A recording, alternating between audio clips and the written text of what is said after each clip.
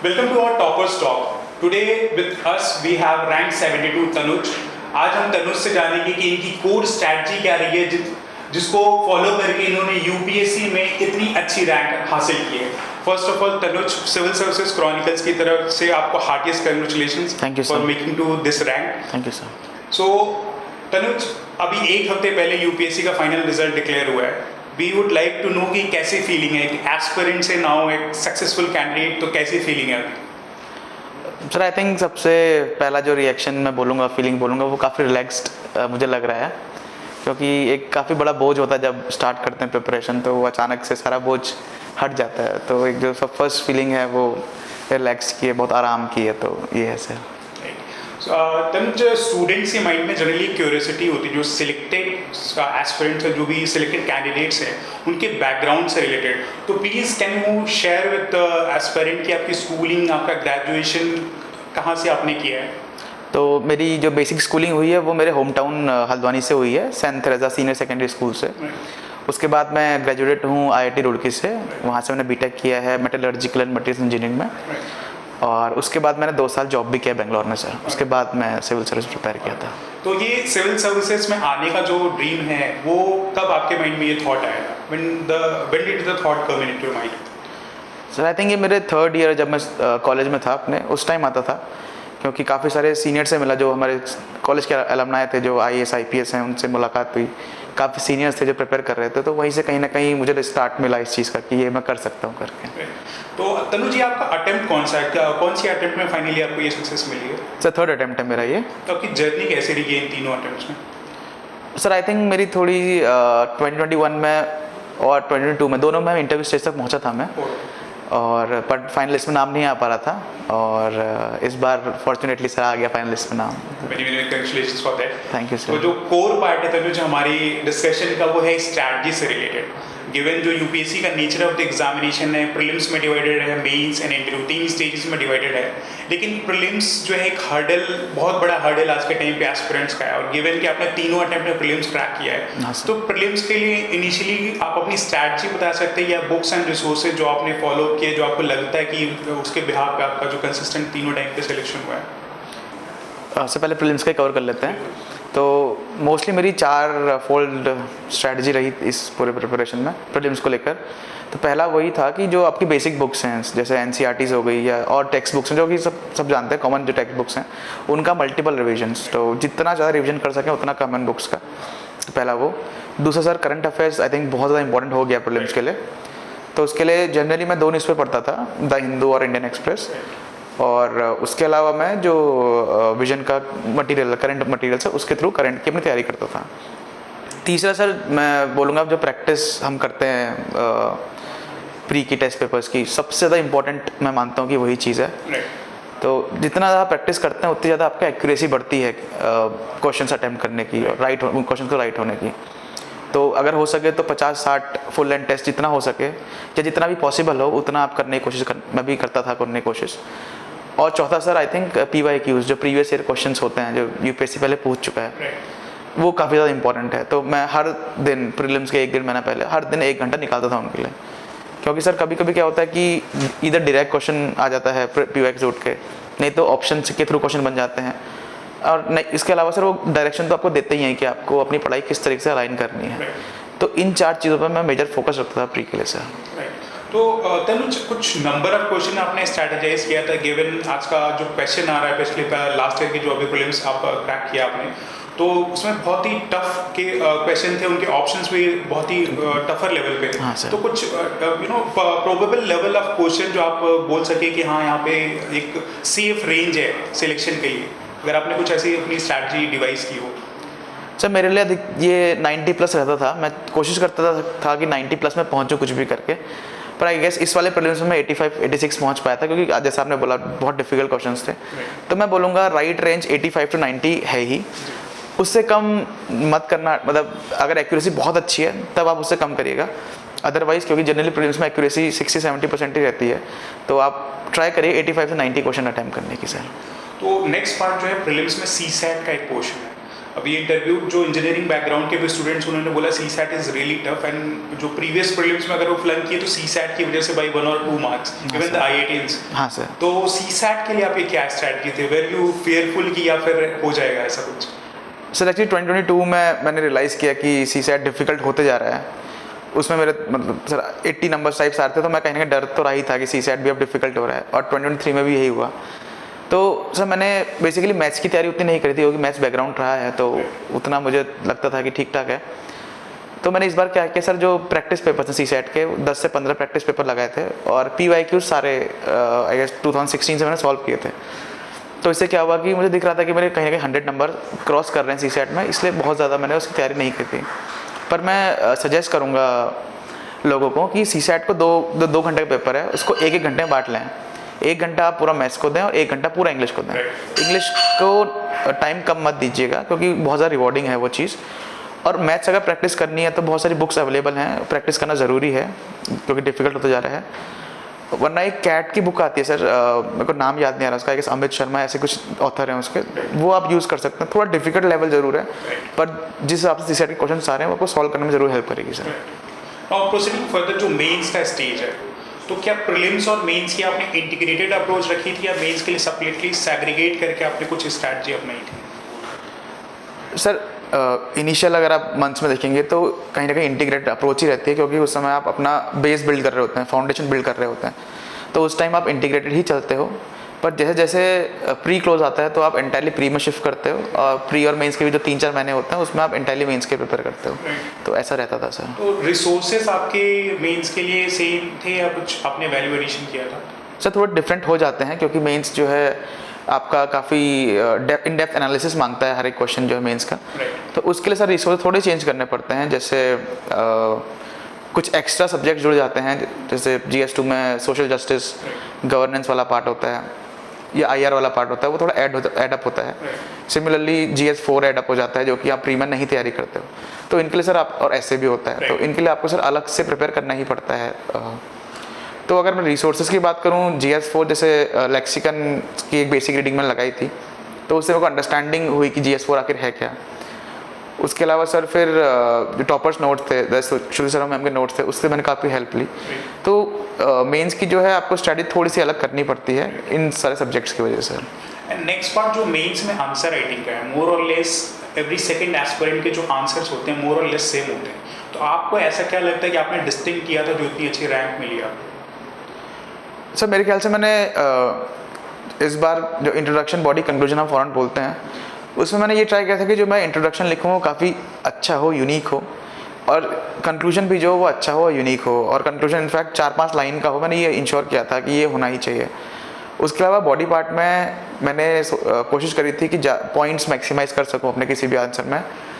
और दूसरा value addition material जो हम कहते हैं, जैसे फॉर इंस्टेंस GS1 में आप डायग्राम्स डाल सकते हैं, GS2 में आप सुप्रीम कोर्ट के केसेस डाल सकते हैं। इनफैक्ट मैंने काफ़ी सारे यूज़ किए थे इस बार।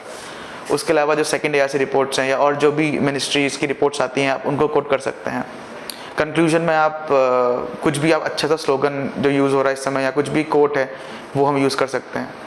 सिमिलरली सर इकोनॉमिक्स से GS3 में आप डेटा का बहुत लिबरली यूज़ कर सकते हैं, काफ़ी जगह आप डेटा यूज़ करिए। इन्वायरमेंट में, साइंस एंड टेक में डेटा एग्जांपल्स, तो यही सब सर इन्हीं वैल्यू एडिशन आई गेस ये कहीं ना कहीं आपको 1 या 2 मार्क ऊपर लेके जाते हैं सबसे। प्रोसीडिंग जो तीसरा स्टेज है इंटरव्यू का, 270 मार्क्स है। जितना भी हमने कैंडिडेट से डिस्कशन किया, सबके इंटरव्यू के मार्क्स ने बहुत हद तक जो इनके रैंक को डिसाइड किया है। तो इंटरव्यू में आपका एक्सपीरियंस कैसा था? जो वहाँ पे मॉक इंटरव्यू अगर आपने कुछ दिया तो उसके बारे में प्लीज़ एक्सपीरियंस शेयर करें, और जो रियल इंटरव्यू था आपका बोर्ड के साथ, वो कैसा था? किसी स्पेसिफिक एरिया में where they focusing on? Sir थोड़ा सा मुझे लगता है कि कुछ क्वेश्चंस का भी अंतर होता है मॉक और फाइनल में, और एक जो वाइब बोलते हैं उसका भी कहीं ना कहीं थोड़ा अंतर होता है, क्योंकि वो प्रैक्टिस होता है, वो असली इंटरव्यू, तो हल्का सा आपको पता लगता है कि कुछ डिफरेंस हो रहा है। क्वेश्चंस भी डिफरेंट होते हैं, एज इन जो मेरा इंटरव्यू हुआ मोस्टली मेरे डैफ पे ही हुआ, और mostly they focused upon my home state जो कि उत्तराखंड था। तो उत्तराखंड का इकोलॉजी, उसका डेवलपमेंट, डिजास्टर काफ़ी ज़्यादा फ्रीक्वेंट आते हैं, तो उस पर काफ़ी बात हुई मैनेजमेंट पे उसके।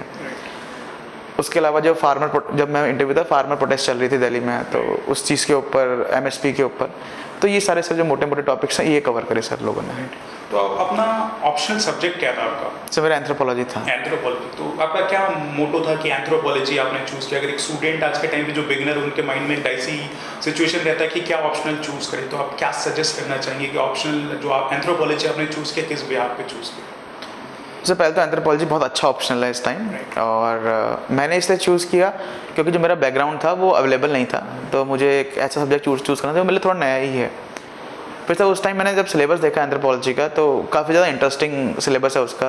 बात करता है ह्यूमन इवोल्यूशन की, फिजिकल इवोल्यूशन हो चाहे हमारा सोशो कल्चर इवोल्यूशन हो, तो काफ़ी सब्जेक्ट मैटर बहुत इंटरेस्टिंग है। उसके अलावा सर 2-3 और चीज़ें गई थी माइंड पे। उस टाइम जो है एंथ्रोपोलॉजी स्कोर दे रहा था लोगों को, तो रैंकर्स काफ़ी ज़्यादा एंथ्रोपोलॉजी ले रहे थे। उसके अलावा रिसोर्सेज बहुत ज़्यादा इजीली अवेलेबल थी, टेस्ट सीरीज थी, तो ये सारे फैक्टर्स गए सर मेरे डिसाइड करने में कि मैं हाँ एंथ्रोपोलॉजी ऑप्शन लूँगा। तो selection probability along with the resources की अवेलेबिलिटी, दो प्राइम फैक्टर्स, वो भी एक मेजर फैक्टर जरूर था सर। नाउ तीसरा अटेम्प्ट था आपका, तो अप्स एंड डाउन्स भी रहे होंगे, 2 बार आप इंटरव्यू गए, तो इस स्टेज को, इन इमोशंस को आपने कैसे हैंडल किया था? क्योंकि हर एक एस्पिरेंट की एक अपनी स्टोरी है, हर कोई बैटल करता है जब तक एग्ज़ाम देना है, तो उसको आपने कैसे हैंडल किया था? सर जब रिज़ल्ट आता है, चाहे वो 2021 का आया या 22 का आया, और जब आपको नाम नहीं मिलता अपनी लिस्ट में, तो एक बहुत ज़्यादा अजीब सी फील होती है कि आपने इतनी मेहनत करी और फाइनल नाम नहीं आया, तो वो बहुत गंदी फीलिंग है सर, मैं डिस्क्राइब भी नहीं कर सकता वर्ड्स में उसको। और पर सर क्या करें, आप जब आपको करना ही है तो आपको अपने आप को पुल अप करना होता है। तो यहाँ पे मुझे लगता है मेरे पेरेंट्स और फ्रेंड्स का रोल बहुत ज़्यादा बढ़ जाता है कि आपको किस तरह सपोर्ट करते हैं, किस तरह आपको उठाते हैं। तो आई गेस ये इसका श्रेय तो मैं अपने पेरेंट्स और अपने फ्रेंड्स को देता हूँ, जिन्होंने मुझे सपोर्ट किया है ऐसे डिफ़िकल्ट मोमेंट में। और मुझे तो सर हिम्मत रखनी पड़ती है, अपने आप को आपको मोटिवेट करते रहना पड़ता है, तो यही सब चीज़ें हैं सर जब ये चीज़ से। नाउ यूपीएससी का सिलेबस ऑल्दो डिफाइंड है, बट बोलते हैं कि इट्स एन ओपन स्काई, तो इसमें नोट मेकिंग का कितना इंपॉर्टेंट रोल है? आपकी क्या स्ट्रैटेजी थी भाई हैंडलिंग द सिचुएशन? कितने वास्ट डोमेन को कैसे आपने हैंडल किया? तो नोट्स अगर बनाए थे तो उनकी स्ट्रैटेजी क्या थी आपकी? सर सिलेबस ज़रूर आई गेस वास्ट है, बट एक राइट डायरेक्शन में तैयारी करना ज़रूरी हो जाती है। तो 3 चीज़ें उसके लिए इंपॉर्टेंट है, सॉरी 2 चीज़ें, एक है आपका सिलेबस यूपीएससी का और दूसरा PYQs। तो ये आपकी गाइडिंग लाइट हैं कि आपको पढ़ना क्या है। तो नोट मेकिंग से मेरे लिए काफ़ी ज़्यादा इंपॉर्टेंट रही है पूरी जर्नी में, और मैं पेन पेपर से नोट्स बनाता था। नोट मेकिंग का सर आई गेस सबसे ज़्यादा रोल तब आता है मेंस के टाइम, बहुत ज़्यादा रोल आता है, क्योंकि टाइम कम होता है मेंस पे आपको, और आपको काफ़ी चीज़ कवर करनी पड़ती है। तो उस टाइम अगर आपके पास कॉम्पैक्ट नोट्स हैं, किसी भी टॉपिक के आपके पास 1 पेज में नोट्स हैं, तो आप उसको फटाफट रिवाइज करना आपके लिए बहुत ईजी हो जाता है। और सब जानते हैं सर, आपको इनफैक्ट 150 या 250 सॉरी 150 वर्ड्स या 250 वर्ड्स में आपको लिखना होता है आंसर। तो आपको मिला के 1 या 1.5 पन्ने के ही नोट्स चाहिए उसके लिए। तो इसलिए नोट मेकिंग काफ़ी ज़्यादा इंपॉर्टेंट हो जाती है, क्योंकि अगर वही क्वेश्चन आ गया तो आप एज इट इज़ उसको वहाँ पे लिख सकते हैं, तो एडिशनल हेल्प मिल जाती है सर उससे। आई थिंक क्विक रिविजन हो जाता है, और टिपिकल अगर आंसर आप 10 मिनट में लिखते हो, अगर आपने वो नोट्स प्रिपेयर करें तो वो आंसर 7 या 8 मिनट में आपका पूरा हो जाता है। तो मेंस में एडिशनल टाइम भी मिलता है और रिवीजन भी हो जाता है sir. Now proceeding further, ethics और ऐसे ऐसा डोमेन है जो एस्पिरेंट मिनिमम एफर्ट डालते हैं, लेकिन अगर यूपीएससी के मार्क्स को देखें तो एथिक्स ऐसे अलॉन्ग विद द ऑप्शनल जो गेम चेंजर की तरह। Right sir. तो एथिक्स और एसे के लिए आपकी क्या पर्टिकुलर स्ट्रैटेजी है? सर इस बार एक्चुअली मैंने काफ़ी ज़्यादा फोकस किया है, जो आपने 4 सब्जेक्ट्स बोले वो उसी पे बहुत ज़्यादा फोकस था मेरा।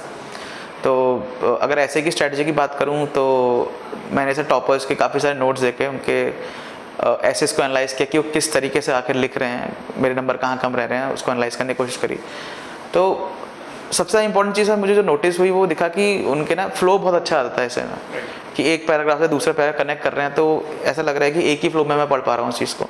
तो वो कहीं ना कहीं इनकलकेट करने की मैंने कोशिश करी अपने एसेस में। उसके अलावा कहीं कोट्स बीच में जो रेलिवेंट कोट्स हैं वो यूज़ करने की कोशिश करी, और इंट्रोडक्शन और कंक्लूजन पे काफ़ी ज़्यादा फोकस किया। इंट्रोडक्शन चाहे वो एनेक्डोट से हो या कोई स्टोरी से हो, किसी चीज़ से हो, एक अच्छा होना चाहिए। उसके बाद आपके बॉडी में वो प्रॉपरली कनेक्ट होना चाहिए, और जब बॉडी से आप कंक्लूजन में जा रहे हो तो वो भी काफ़ी ज़्यादा अच्छा कनेक्ट होना चाहिए। और कंक्लूजन ऐसा होना चाहिए जो थोड़ा इम्पैक्टफुल हो, कि हाँ भाई लगे कि एक ऐसे को अच्छी एंडिंग मिली है। तो इस चीज़ पे काफ़ी फोकस किया, और नंबर ऑफ ऐसे जो मैंने प्रैक्टिस करके लिखे हैं वो मैंने नंबर बढ़ाया है, गेस 10 से 12 मैंने प्रैक्टिस करी है ऐसे, तो कहीं ना कहीं सब हेल्प किया मुझे। GS4 में भी सर यही अपने जो मेरे कोर नोट्स थे उसमें मैं वैल्यूएशन करता था। तो उसमें जैसे एग्जांपल्स जो सर्विंग ब्यूरोक्रेट्स हैं या एक्स ब्यूरोक्रेट्स हैं उनके गुड एग्जांपल्स, जो हमारे देश के लीडर्स हैं, चाहे वो कोई भी लीडर्स हो, स्पोर्ट्समैन हो गए, पॉलिटिशियंस हो गए, कोई भी अच्छे लीडर्स जिन्होंने अच्छा काम किया है उसको अपने आंसर्स में इनकलकेट करने की कोशिश करी। कोट्स का बहुत अच्छा यूज़ किया और प्रैक्टिस सर काफ़ी करी एथिक्स में मैंने, क्योंकि 3 घंटे में वो पेपर निपटाना अपने आप में बहुत बड़ा टास्क है। हाँ, तो ये कोशिश करता था कि 3 घंटे में मेरा कहीं ना कहीं पेपर पूरा हो रहा है, क्योंकि पिछले 2 अटेम्प्ट्स में ऐसा होता था कि वो पूरा नहीं हो पाता था। आखिरी के 2 क्वेश्चन या तो मेरे को बहुत जल्दी लिखने पड़ते थे, तो इस बार मैंने वो ज़रूर कोशिश करी सर करने की। बहुत लेंदी राइटिंग एथिक्स के पेपर जो क्वेश्चन थे सब क्वेश्चंस काफ़ी थे। हाँ सर, वो हमेशा ही लेंदी होता है हमेशा, तो प्रैक्टिस, हाँ वो डिफिकल्ट टास्क होता है। और ऐसे वाला जो पार्ट है पिछले 2-3 साल से जो टॉपिक्स आ रहे हैं जो बहुत ही फिलोसॉफिकल एसेज आ रहे हैं, तो उनको कुछ प्रेयर स्ट्रैटेजी थी आपकी किन किन डोमेन में आपको कौन कौन से टॉपिक्स चूज करने हैं, या फिर ऐसी रैंडम थॉट होती जो भी आए देखते हैं? मतलब सर मैं कोशिश करता था कि ऐसे टॉपिक पे लिखूं जो मुझे एटलीस्ट समझ में आ रहा है, जिसका मुझे मीनिंग क्लियर है कि ये टॉपिक किस चीज़ की बात कर रहा है। क्योंकि फिलोसफी ऐसे में कई बार ऐसा होता है कि आपको मीनिंग क्लियर नहीं हो पाता कि पूछना क्या चाहते हो, तो ऐसे चूज़ करता था जिसका मीनिंग क्लियर है। बाकी सर प्रैक्टिस करी हुई थी तो मुझे पता था 10 पन्ने में लिख सकता हूँ, कोई भी टॉपिक पर लिख सकता हूँ, बट एक ही चीज़ का ध्यान रखना है कि उसका इंटरप्रेशन एटलीस्ट गलत ना हो, तो उस पर काफ़ी फोकस करता था। और इस मैंने कुछ कोट्स हैं देखता था, 100-150 कोट्स मैंने बनाए हुए थे कि उनका मतलब क्या है, अगर कोई फंस गया डायरेक्टली तो समझ में आ जाए एटलीस्ट। बट ऐसा हुआ नहीं। बट सर इस बार के टॉपिक्स क्लियर कट थे कि पूछना सारे आई गेस 8 के 8 टॉपिक जो दिए थे वो, हाँ 21-22 में डिफिकल्ट जरूर थे। इस बार थोड़ा सा उन्होंने ऐसे दिए थे जो समझ में आ रहा था कि लिखना क्या चाहते हैं, लिखना क्या है। नाउ प्रोसीडिंग फर्दर, जो बिगिनर एस्पिरेंट होते हैं उनके माइंड में कोचिंग को लेके, मेंटरशिप को लेके, मॉक पेपर को लेके एक कंफ्यूजिंग सिचुएशन रहती है कि कोचिंग जाना चाहिए या नहीं जाना चाहिए। तो आपका मतलब क्या ओपिनियन है कोचिंग को लेके, मेंटरशिप या मॉक इंटरव्यूज़ का, अगर आपने कहीं किया हो तो प्लीज़ कुछ है? सर आई थिंक मुझे लगता है कि इस जर्नी में डायरेक्शन बहुत ज़्यादा इंपॉर्टेंट है कहीं ना कहीं, वरना भटकते रह जाते हैं लोग। तो अगर मैं ये नहीं बोल रहा कोचिंग इंपॉर्टेंट है, पर अगर आपके पास राइट डायरेक्शन है, वो चाहे आपका बड़ा भाई हो सकता है, आपके सीनियर्स हो सकते हैं, दोस्त हो सकते हैं, या कोई भी आपको कहीं से भी आपको डायरेक्शन मिल रहा है, तो आपको ज़रूरत मुझे लगता नहीं कोचिंग की पड़ेगी, क्योंकि रिसोर्सेज इजीली अवेलेबल है मार्केट में, हर जगह, यूट्यूब में, टेलीग्राम में, इनफैक्ट ओपन मार्केट में हर जगह को मिल जाएगा। पर अगर आपके पास डायरेक्शन राइट नहीं है और आपके पास रिसोर्सेज हैं कोचिंग में स्पेंड करने की, क्योंकि काफ़ी हैप्टी हो चुकी है आजकल, तो आप ज़रूर आप जा सकते हैं। बस ये ध्यान रखना कि आपको डायरेक्शन कहीं ना कहीं से मिलना ज़रूरी हो जाता है। तो और सर मेंटरशिप की अगर जहाँ तक बात है, आई थिंक मेंटरशिप तो आप ज़रूरी है, स्पेशली आंसर राइटिंग स्टेज में। जब कोई आपको बताए कि नहीं भाई ये आप आंसर में ये गलती कर रहे हो, ऐसा लिखोगे तो ज़्यादा अच्छा इंप्रूव हो सकता है, तो उस टाइम में लगता है मेंटरशिप काफ़ी ज़्यादा इंपॉर्टेंट हो जाती है कि आपको आंसर कैसे लिखने हैं, क्योंकि वो इंप्रूव करना सर खुद से थोड़ा डिफिकल्ट होता है। कोई अगर आपको सामने से बता दे कि भैया आप ये गलत लिख रहे हो, इसको ऐसा लिखो, तो थोड़ी हेल्प मिल जाती है सर उस चीज़ से। तो ये था। नाउ यूपीएससी का जो एग्ज़ाम है, मतलब 6 अटेम्प्ट्स जनरली दिए गए हैं और ऑलमोस्ट इतने सारे कैंडिडेट्स अपीयर होते हैं और हर एक सेकेंड कैंडिडेट इक्वली कॉम्पिटेंट होता है सर्विसेज में आने के लिए। तो कहीं ना कहीं फेलियर की सिचुएशन भी प्रिवेल कर रही है, तो despite the hard work there is a chances for failure. क्या एक एस्पिरेंट के माइंड में प्लान बी होना चाहिए while preparing for the services की, प्लान बी साथ में रखें? सर इनिशियल अटेम्प्ट्स में आप चाहे नहीं रह सकते हैं, 1 या 2 अटेम्प्ट दे दिया आपने, नहीं है कोई बात नहीं, पर जैसे आपका तीसरा अटेम्प्ट आता है सर, तो बहुत सारे ना आप पे काफ़ी सारी चीज़ें हावी होने लग जाती हैं, बहुत सारे इमोशंस होते हैं, सराउंडिंग्स होती हैं, इन्वायरमेंट होता है, सोसाइटी होती है, तो आपके हावी होने लग जाती है कहीं ना कहीं। तो उस टाइम मुझे लगता है एक अच्छी अप्रोच होगी, एक इंटेलिजेंट अप्रोच होगी कि आप एक प्लान भी साथ में रखें, क्योंकि थोड़ा सा एग्ज़ाम ऐसा है कि नहीं भी निकल सकता है, लक भी है, डाइसी भी है, उस दिन पे आप क्या, आपका मेंटल स्थिति कैसी है उस पर डिपेंड करता है। तो एक प्लान भी होना, आप 2 अटेम्प्ट बिंदास दीजिए, बिना डरे दीजिए, पर तीसरा अटेम्प्ट अगर आप दे रहे हैं तो आई गेस कुछ दिमाग में रखिए कि हाँ अगर इन केस नहीं होता है तो मैं ये कर सकती हूँ, तो करना चाहिए सा मुझे लगता है। Now the last question that goes कि अभी 16 जून को प्रीलिम्स एग्जाम है, तो आई थिंक आपकी you are not giving this attempt next नहीं, sir. आईएएस के लिए अभी your top 70 I think that's IAS sir मिल जाएगा हाँ सर, एक्चुअली 73 अनरिजर्व सीट है, तो आई गेस 72 में मिल जाना चाहिए। नहीं सर। तो अभी जो 16 जून को एग्जामिनेशन होने वाला, तो आप कुछ की नोट में अगर समराइज फॉर्म में एस्पिरेंट्स को कुछ सजेशन देना चाहिए, या जो भी कमिंग फर्दर जो एग्जाम देने वाले हैं 2025 में, तो उनके लिए क्रक्स में जो आप अपना इनपुट देना चाहें तो please if you can. Sir specially अगर प्रीलिम्स की बात करूँ 16 जून को की प्रीलिम्स है, तो वही मैं बोलूँगा अभी अपना रिविजन्स को मैक्सिमाइज करिए, करंट अफेयर्स पे बहुत अच्छी पकड़ रखिए, प्रैक्टिस हर दिन अगर हो सके तो एक फुल एंड टेस्ट दीजिए, नहीं हो पा रहा तो ऑल्टरनेट डे तो दीजिए, और PYQs पर नज़र रखिएगा। जितना ज़्यादा रिवाइज करेंगे, जितनी ज़्यादा प्रैक्टिस करेंगे, आई गेस उतने ज़्यादा चांस बढ़ जाते हैं। और अगर CSAT आपको लग रहा है कि डाइसी सिचुएशन है, तो हर दिन 1 घंटा उसके लिए भी ज़रूर निकालना है, क्योंकि 66 मार्क्स लाने हैं, बहुत ज़्यादा मार्क्स नहीं है, पर क्योंकि डर का माहौल इतना बना रखा है, तो मुझे लगता है कि उसकी वजह से कहीं ना कहीं वो डिफिकल्ट हो जाता है, इसलिए 1 घंटा उसके लिए भी ज़रूर निकालना है। और सर इन जनरल अगर मैं बताऊँ तो मैंने जो एक्सपीरियंस किया, आई थिंक ये जो पूरा एग्ज़ाम है, ये 3 चीज़ का एग्ज़ाम है। सबसे बड़ा आई गेस पेशेंस बहुत ज़रूरी है इस एग्ज़ाम में, धैर्य रखना बहुत ज़रूरी है। दूसरा मेहनत तो है ही, आई गेस बिना मेहनत के तो पॉसिबल आपको पता है ही नहीं।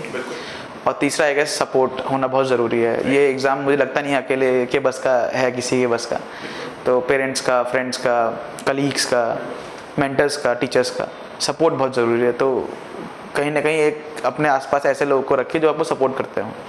तो आई गेस सर ये 3-4 चीज़ें अगर होंगी तो विद टाइम हो ही जाएगा सर, मेरे को लगता है sir. This is all from him. Thank you so much sir, thank you so much for your time. Thank you so much sir. लाप्सना में एंजॉय करें आप अपना फाउंडेशन कोर्स, और आने वाले टाइम के लिए हमारी कंट्री के लिए प्रॉस्पेरिंग कमिटेड सिविल सर्वेंट आपके रूप में हमें मिले। Thank you so much. Thank you so much sir.